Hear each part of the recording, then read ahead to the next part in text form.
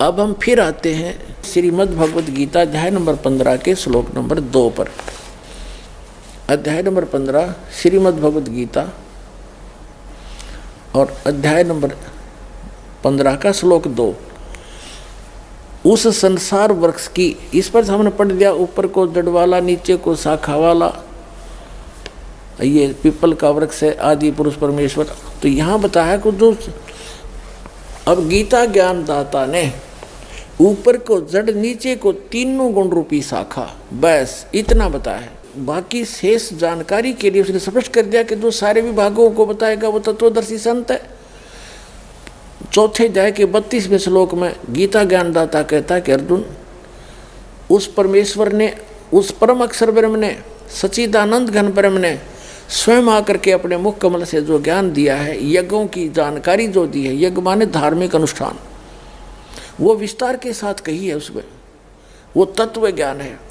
चौथे अध्याय के 34वें श्लोक में कहा कि उस तत्व ज्ञान को तू तत्वदर्शी संतों से जाकर समझ, यानी गीता ज्ञान दाता उस तत्व ज्ञान से परिचित नहीं है। और उनको दंडवत प्रणाम करने से, कपट छोड़कर नम्रता पूर्वक प्रश्न करने से वो तत्वदर्शी संत तुझे उस तत्व ज्ञान का उपदेश करेंगे। अब उस तत्वदर्शी संत की पहचान बताई है 15वें अध्याय के प्रथम मंत्र में, कि जो ऊपर को जड़ और नीचे को शाखा वाला, जो एक संसार रूपी पीपल का वृक्ष अविनाशी कहा गया है, और जो इसके सभी छंद, सभी विभागों, पत्तों सहित जानता है, सवेदवित, वो तत्वदर्शी संत है। और परमेश्वर ने 600 वर्ष पहले कहा था, अक्षर पुरुष एक पेड़ है, सरपुरुष निरंजन वा की डार, और तीनों देवा शाखा है ये पात्र रूप संसार। उस समय इन नकली गुरुओं ने उस परमात्मा की समरवाणी को हमारे तक आने नहीं दिया, रिजेक्ट कर दिया। कबीर क्या जाने संस्कृत को, ये अनपढ़ है, अशिक्षित है, धानक है, दुल्हा है, ये क्या जाने सदग्रंथों के गुड़ रहस्य को। अरे परमात्मा ने संस्कृत की और अरबी की और इंग्लिश की जरूरत क्या है, वो सर्वसंपन्न है, वो सर्वज्ञ है। लेकिन आज वो सारी साची होगी, उस समय बोली हुई सारी ज्ञान परमात्मा का। तो उन्होंने ऑप्शन छोड़ दिया कि वो जड़ कौन है वो बताएगा मेरा दास आकर के उस परम पिता के बारे में। ये दास भेजा तत्वदर्शी संत बना के उस परम पिता ने, कबीर भगवान ने।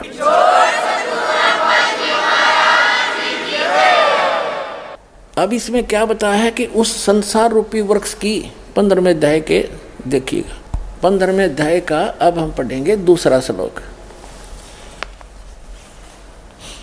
उस संसार वृक्ष की तीनों गुण रूप, रजगुण ब्रह्मा, सतगुण विष्णु, तम गुण शिवजी रूपी, ये गलत लिखा है, ये विषय पर वाला शाखा, ये विषय विकार रूपी ये शाखा समझो। तीनों गुण तो शाखा है, ऊपर और नीचे, सर्वत्र नहीं, अधः माने नीचे, ऊर्ध्व माने ऊपर, ऊपर और नीचे फैली हुई है बस। और मनुष्य लोक में, इस पृथ्वी पर कर्मानुसार, कर्मों के अनुसार बांधने वाली ये भी, ये अहमता ममता वासना रूपी जड़ है, ये भी इसके मुख्य कारण है। क्योंकि ब्रह्मा विष्णु महेश ही हमें कर्मों के आधार से यहाँ रोक के रखते हैं, इस काल के आदेश से। ये इसके मंत्री हैं, एक एक विभाग के मंत्री, इनकी यह ड्यूटी ला रखी है। रजोगुण विभाग के ब्रह्मा जी, उसके अंदर से एक ऐसी प्रेरणा, ऐसी वासना निकल रही है, उसके अंदर से ऐसी तरंगें निकल रही है, जैसे मिर्च होती है, मिर्च, और मिर्च का छोंक लगाया जाता है किचन में, और उसकी स्थूल वस्तु, साकार वस्तु तो रसोई में, और उससे निकल कर वो तरंगे, उसकी जो वासना, उसका गुण अफेक्ट कर जाती है, और 3 कमरों में अलग से सब छीकम छीक हो जाते हैं। तो मूल वस्तु रसोई में, उसका गुण ने जाकर कहाँ असर कर दिया, जीव के बस का नहीं, छीकों न रोक ले।